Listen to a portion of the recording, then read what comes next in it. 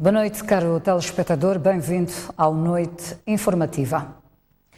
O Presidente da República dirigiu hoje uma sessão extraordinária do Governo Distrital de Chifunde, onde questionou a fraca produção do distrito. Filipe Nhusse diz que se há dirigentes locais que nada produzem, não vale a pena continuarem a ocupar cargos. A sessão do Governo Distrital de Chifunde foi antecedida pela recepção do Presidente da República na vila-sede do distrito, onde teve uma curta interação com a população. Aqui, Filipe Nhusse destacou a necessidade de combater a malária, doença que mais mata em Moçambique. Há muita malária aqui, neste distrito. Vamos não deixar a água ao lado das nossas casas, porque ali põe ovo, nasce mosquito. Quando nos dão rede mosquiteira, temos que usar, mas também quando aparece um programa para poder pôr medicamento, aquilo que chama fumigação, pôr medicamento, não neguem, vamos, porque os outros que vivem lá nas cidades não têm muita malária porque aceitam isso, mas também quando tem malária, aceita ir ao hospital para curar primeiro e rapidamente. Seguiu a sessão do Governo Distrital, na qual foi apresentado o desempenho de Chifunde. Entretanto, a fraca produção de receitas não agradou ao estadista moçambicano. O chefe da localidade de Bolimo está há quanto tempo? Acho que não dá a ele, né? Porque ele chegou lá, as receitas estavam 20. Em 2016. 2017, as receitas baixaram para 16. E este ano está a baixar para 11. Acho que não dá. Não está a produzir isso.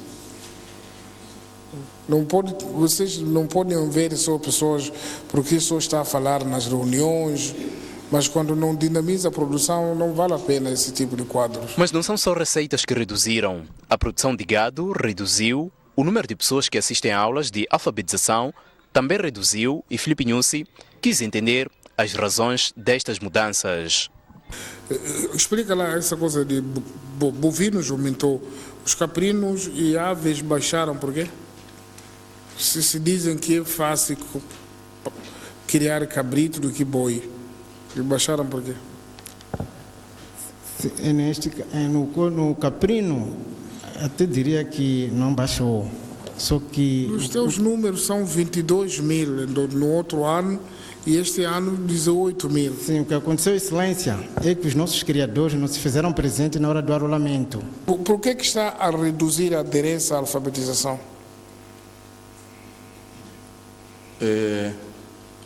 Tenho a dizer o seguinte, Excelência. No ano passado, de facto, tivemos uma redução devido à movimentação dos próprios educandos daqui para Malawi e daqui para Zâmbia. Para além de que os próprios alfabetizadores... Movimentaram-se por causa de quê? A movimentação deles, eles não são permanentes. Sim, mas por que os outros anos não movimentaram? Não são permanentes, sim, mas por que em 2016 para 2017 não movimentaram? Então por que movimentaram agora? O que faz com que se movimente? Queremos perceber como governo. Enfim, o estadista moçambicano pediu informação mais clara sobre o desempenho do distrito de Chifunde, local que escolheu para o seu trabalho neste segundo dia de visita à província de Tete. Ainda esta terça-feira, Filipe Nhusse manteve encontro com operadores hoteleiros e do turismo de Tete, que pediram uma escola vocacionada à formação na área do turismo e a redução de taxas. Sentimos desnível de consideração no tocante ao pagamento das taxas, por atividades económicas por serem estas bastante elevadas em relação ao mesmo ramo na cidade de Tete.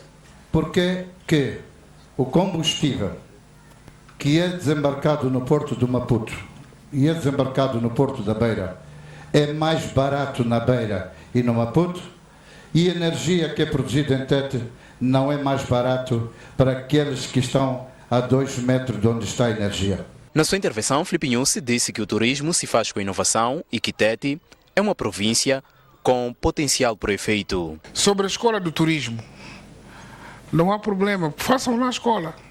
os pagamentos das taxas, não é a primeira vez que estou a ouvir isso, eu escutei errado, escuto muito a RM, também nossa marca. Eu ouvi você a falar sobre esse assunto, só acho estranho, isso nem é assunto de um presidente.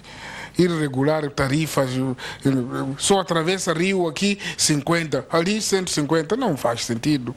Não faz sentido, tem que se encontrar um equilíbrio. E resolva-me lá isso, não sei isso em que área, eu consigo, Rajanta? Eu com o município. Refira-se que Tete tem 214 empreendimentos turísticos. Ainda em Tete, o Presidente da República orientou um comício popular no distrito de Chiuta. Na ocasião, a população pediu água potável e hospital. A 100 km da cidade de Tete, Chiuta foi o local escolhido para o Presidente da República interagir com os residentes no primeiro dia de visita à província de Tete. Tal como é característico, deixou que a população apresentasse primeiro as suas preocupações. Solicitamos ainda a sua ajuda, Excelência, nos seguintes aspectos.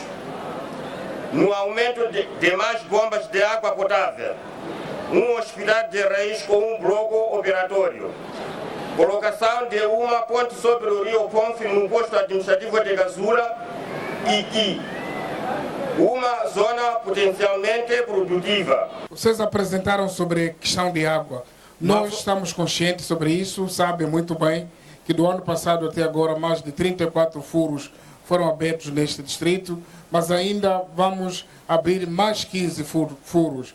Foi feito um estudo sobre o sistema de água, sabemos que vai nos custar por volta de 28 milhões e estamos a mobilizar esse valor para ver se começamos com a construção do sistema de água aqui em Chiuta. Pediram também o hospital com bloco operatório. Nós já sabíamos, porque aqui com 103 mil habitantes já merece um hospital, mas estamos agora a terminar o hospital em Macanga. Esperamos que depois desse teremos que definir mais outro valor para ver se já passamos para outro distrito. Não está esquecido, está no nosso programa. Entretanto, entende o estadista que as populações devem se concentrar no combate à fome.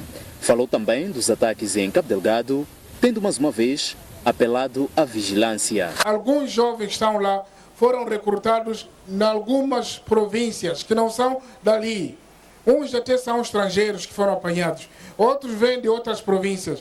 Então fique atento, quando aparece um movimento estranho, ou inventa que estão a rezar ali, a rezar aqui. Aqui em Moçambique não há problema. Se você quer ir à igreja, vai livremente. Se quer ir à mesquita, vai livremente. Não precisa de se esconder ou treinar pessoas. Por isso, mais vigilância e, sobretudo, jovens, não se deixem enganar. Do local do comício, Filipe News foi fazer a entrega de 5.000 carteiras na escola secundária de Manji, que deverão ser distribuídas por todo o distrito de Chiuta.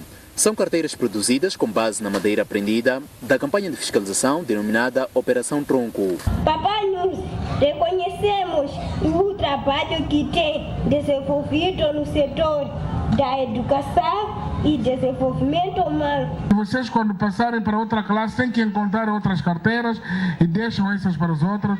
E aquele dinheiro que nós devíamos comprar mais carteiras, vamos comprar mais livros, vamos construir mais salas e depois também vamos contratar mais professores, ou não é? Terminou as suas atividades dirigindo uma sessão do governo provincial, onde ouviu o desempenho da província. Deixou recomendações para que se clarificasse a informação do governo provincial. Para o segundo dia de visita a Tete, Filipe News tem agendado mais um comício no distrito de Chifundi e encontros com operadores hoteleiros e de turismo. Presidente da República de visita à província de Tete. A Frelimo, na província de Maputo, divulgou hoje os nomes dos pré-candidatos a cabeças de lista nas autarquias de Boane, Namaacha, Manhissa e Cidade da Matola. Eduardo Mulemba diz que no dia 3 de agosto serão conhecidos os escolhidos para cada autarquia. Depois de a Comissão Política da Frelimo ter analisado e confirmado as pré-candidaturas para a eleição de cabeças de lista nas 53 autarquias, o chefe da Brigada Central afeta a província de Maputo, Eduardo Mulembe, anunciou esta terça-feira os nomes dos pré-candidatos a cabeças de lista nas autarquias de Boane, Namacha, Manhissa e Cidade da Matola. Para a cidade da Matola, vão para eleições internas para a escolha de cabeça de lista os camaradas Calixto Moisés Costa, que é o incumbente, camarada Vasco Betuel Mutice e Lucas Arone Chiponde. Na marcha, Luís Josias Munguambe, Denise Antônio Ernesto Munhanga, Sérgio José Machinice. Na marcha, Manuel Elias Munguambe, Maurício Adolfo Bacião e Sandra das Dores Marrobo. E para a vila de Boane temos Jacinto Lapido Loureiro, o atual edil, Alberto Castigo Refo e Acácio Carlos Saimone, para que possam... Esta é a relação dos camaradas que propomos para a cabeça de lista em cada uma das nossas unidades municipais, Cidade da Matola, Vilas Autárquicas da Marcha, Manhissa e Boane. E até sexta-feira serão conhecidos os cabeças de lista que vão disputar as eleições autárquicas de 10 de outubro próximo pelo Partido Frelimo nas 5 autarquias da província do Niassa. A Brigada Central, que assiste àquela província, chefiada pelo Primeiro-Ministro Carlos Agostinho do Rosário, iniciou hoje visita às autarquias para preparar a eleição interna. Quando faltam 70 dias para a realização das 5ª eleições autárquicas, o Partido Frelimo acelera o passo para eleger os seus candidatos para o escrutínio. Esta terça-feira, a Brigada Central de Assistência à Província de Niassa, chefiada pelo Primeiro-Ministro Carlos Agostinho do Rosário, iniciou os preparativos para as eleições internas que terão lugar na próxima sexta-feira, para escolher os candidatos e os cabeças de lista nas 5 autarquias da província. Dentro do princípio da democracia interna do partido, iremos selecionar na sexta-feira os camaradas que fazem parte da lista para as Assembleias Autárquicas e dentro deles também aqueles que vão ser os cabeças de lista. Nós estamos cá para prepararmos as condições políticas e técnicas para que esse processo da seleção dos camaradas que vão fazer parte das listas seja feita de forma transparente e de forma que os camaradas que vão ser eleitos possam ser aqueles camaradas que são preferidos dentro do partido, mas sobretudo aqueles que são preferidos pelos munícipes. Os nomes dos candidatos não foram divulgados porque ainda decorre a seleção dos mesmos, mas a garantia é de que são suficientemente fortes para enfrentar o desafio. Temos candidatos que são fortes. Aqui em Lixinga temos os candidatos que são candidatos que têm influência nas populações. Uns são empresários, basicamente, os outros são companheiros muito experimentados. Temos candidatos à altura dos desafios de 10 de outubro. A Brigada vai igualmente preparar outras condições para que os candidatos eleitos possam concorrer da melhor maneira possível no dia 10 de outubro. Chegamos dentro do princípio de que a vitória prepara-se, a vitória organiza-se, para podermos apoiar as nossas estruturas de partido a todos os níveis na província, para podermos preparar uma vitória convincente. Lixinga, Quamba, Metangula, Mandimba e Marupa são as 5 autarquias de Niassa que atualmente são dirigidas pelo Partido Frelimo. Em Inhambane, o Partido Frelimo está confiante na vitória do escrutínio de 10 de outubro para 5 municípios. Para o efeito, Alcinda de Abreu, membro da Comissão Política e chefe da Brigada Central do partido, encontra-se naquele ponto do país para as eleições internas. São 14 membros da Brigada Central da Frelimo, chefiada por Alcinda de Abreu, que escalarão esta terça-feira a província de Inhambane para as eleições internas que irão ditar os candidatos a concorrerem às autárquicas de outubro próximo. Após uma recepção calorosa, de Abreu concedeu a conferência de imprensa onde deixou sua convicção na vitória do escrutínio deste ano para os 5 distritos municipais. Eu acredito que nos 5 municípios a população quererá continuar a implementar o Manifesto da Frelimo, renovado, atualizado, nestas eleições autárquicas. Acredito que vão querer dar continuidade às grandes obras que foram feitas, desde as infraestruturas, na área econômica, na área social, aquilo que tem acontecido, que eu tive a oportunidade de destacar aqui, as grandes realizações do governo da Frelimo e dos municípios da Frelimo. Eu acredito que vão querer continuar com a Frelimo. Sobre a possibilidade de renovação por parte de alguns presidentes dos 5 municípios da província, de Abreu não precisou de mencionar nomes, mas afirmou a existência de candidatos entre o total de 15, sendo 3 para cada município, e que só será apurado apenas um candidato por município após as eleições internas. Temos candidatos a candidatos de cabeça de lista, que vão ser confirmados no dia 3, quem é o candidato que vamos levar à Comissão de Eleições. Neste momento, sim, os municípios já têm as propostas. Os resultados finais sobre quem será o candidato para cada município só serão conhecidos sábado, dia 4 de agosto. As eleições no Zimbábue continuam a polarizar as atenções um pouco por todo o mundo. Enquanto prossegue a contagem dos votos, os 2 principais candidatos já reclamam vitória no escrutínio. Logo pela manhã começavam a circular alegados resultados preliminares das eleições partilhadas através das redes sociais. E foi através das redes sociais que os 2 principais candidatos também reagiram ao processo eleitoral. Pela sua conta de Twitter, o candidato do MDC, principal partido da oposição, Nelson Chamisa, reclamava a vitória, que classificava de retumbante. Vencendo de forma retumbante, temos agora resultados da maioria das 10.000 assembleias de voto. Tivemos um desempenho excessivamente positivo. Esperamos agora que os órgãos eleitorais cumpram com o seu dever constitucional de anunciarem oficialmente os resultados da eleição do povo e estamos prontos para formar o novo governo. E alguns apoiantes e simpatizantes do MDC saíram logo à rua para celebrar a suposta vitória.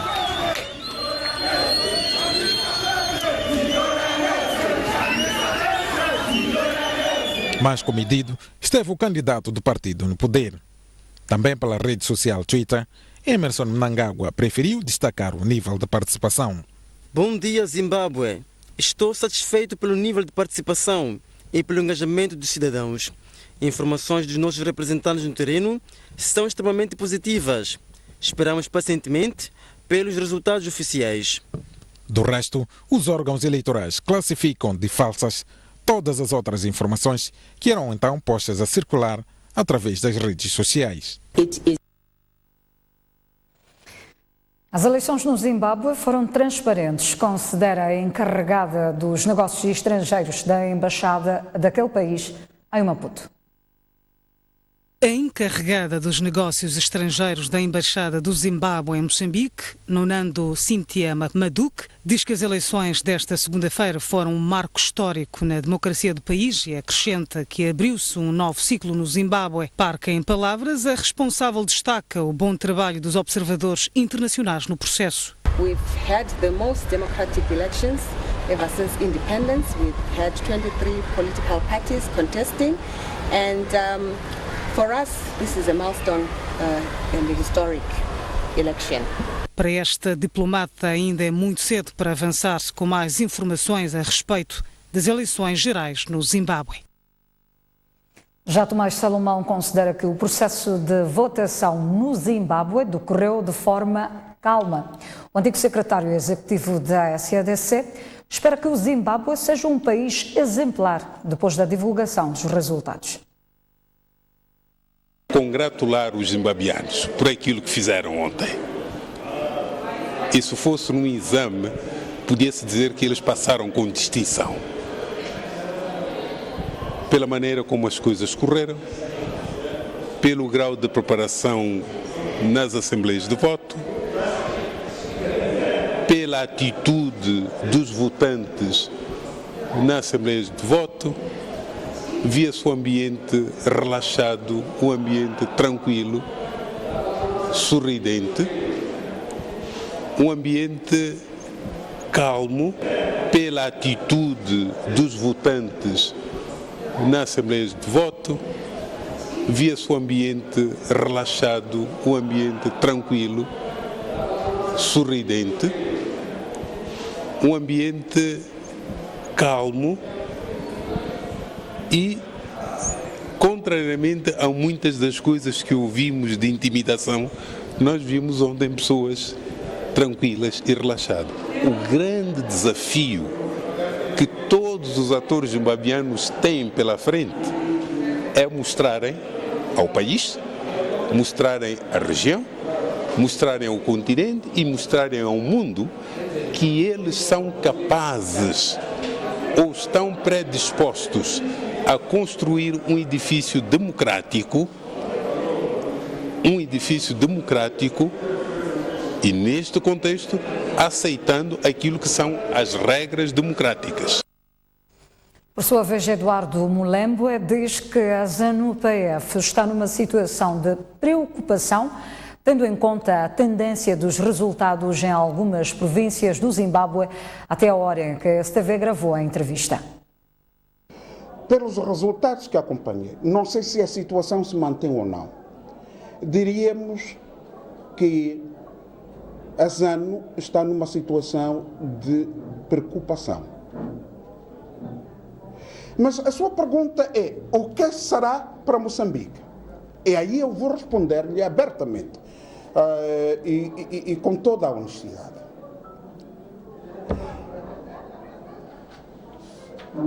A República do Zimbábue, a República de Moçambique, zimbabueanos e moçambicanos, apesar de sermos da mesma região e sermos partes do mesmo continente, somos sociedades diferentes.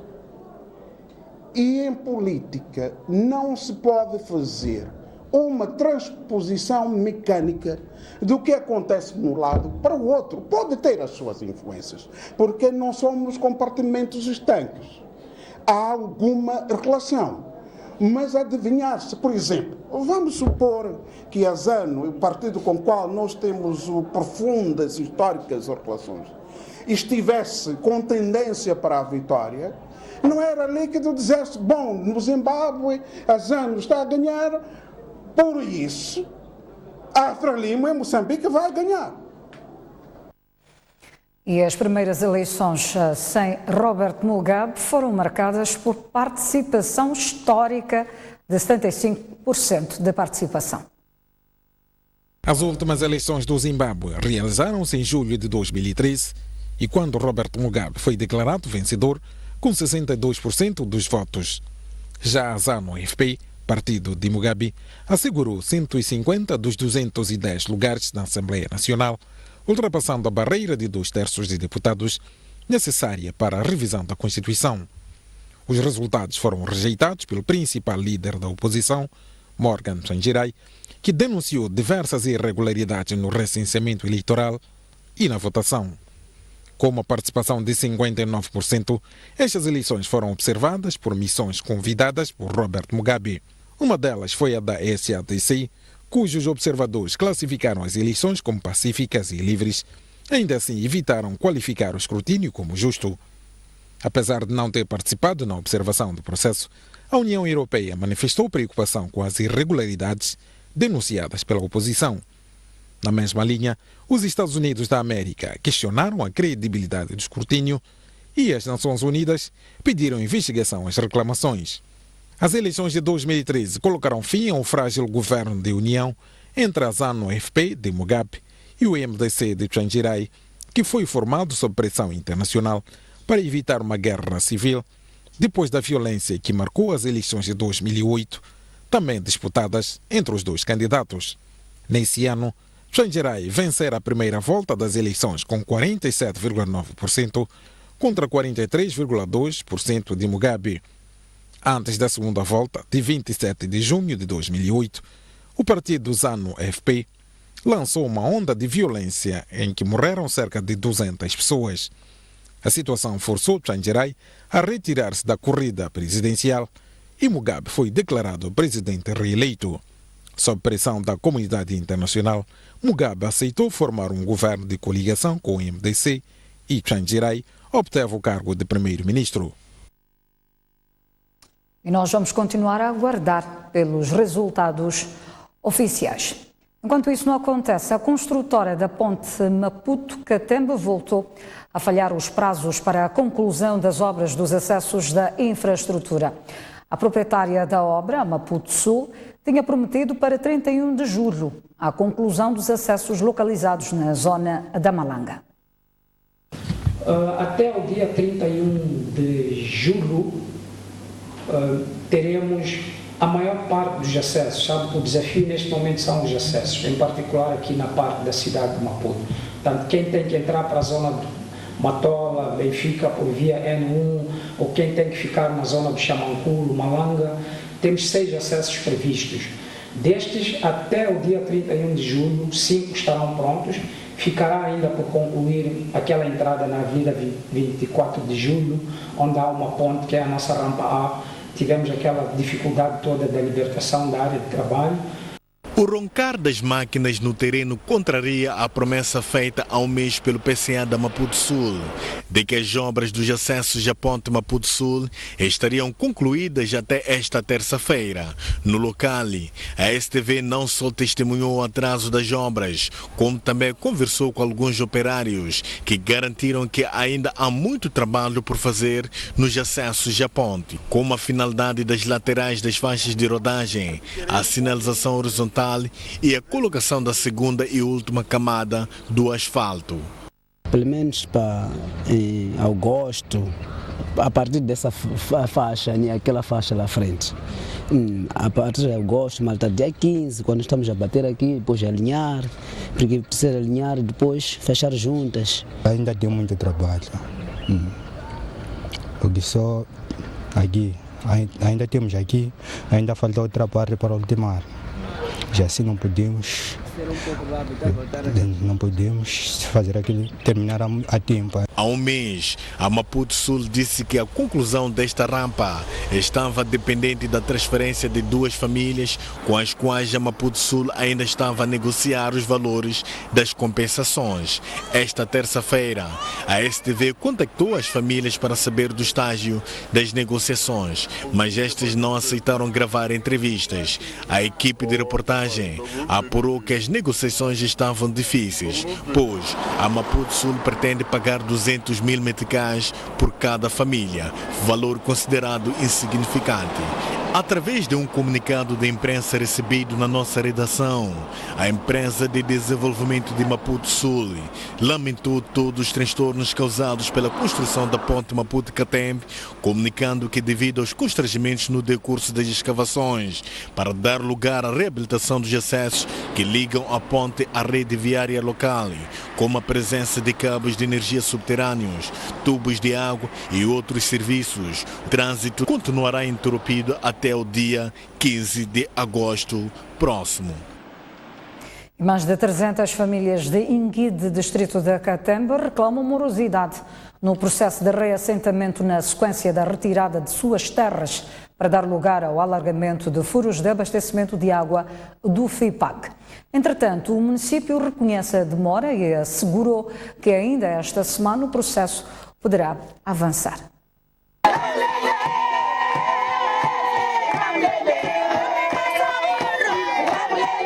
Cânticos, dança e drama são algumas das formas encontradas pelos moradores do bairro Inguide, no distrito da Catembe, para reclamar a demora no processo de reassentamento depois de cederem-se o espaço de 5 hectares para a expansão de furos da água do FIPAG.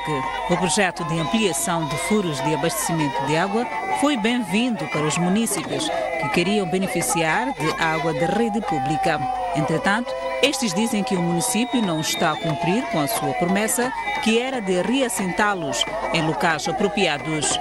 Ainda não fizeram nada, nem nos deram nada, nem espaço, nem negociação, nem nada. Estão a nos expulsar, estão a dizer é para aqui não sair, não querem nos dar nada, estão a nos despejar aqui, estão a vedar muro, nós não estamos a ver nada. O FIPAG ocupa hectares de terras e nem conheço tais hectares porque não estudei. Mas não sabemos para onde nos estão a levar. Estão apenas a colocar a vedação e ao fazerem isso é para depois virem com documentos e dirão que estamos a invadir o espaço deles enquanto eles vieram nos encontrar. Já o vereador do distrito da Catembe, António Tovela, diz que está tudo acautelado e garante que ainda esta semana o processo de reassentamento das populações abrangidas vai avançar. Vamos começar esta semana a trabalhar com a equipe técnica que vai avaliar as benfeitorias. Aquilo que as pessoas construíram, sejam as suas casas, seja uma árvore, porque nós temos uma tabela aprovada, portanto, para aquilo que é ressarcir, não vamos falar de indemnização, mas tentar, portanto, devolver ao munícipe aquilo que ele investiu para que depois possa usar no novo talhão. A expansão dos furos de água vão permitir que o FIPAG forneça água a todo o distrito da Catembe. E o Noite Informativa fica por aqui. Acompanhem já a seguir mais desenvolvimentos do processo eleitoral zimbabuiano no Linha Aberta com Ricardo Machado. Boa noite.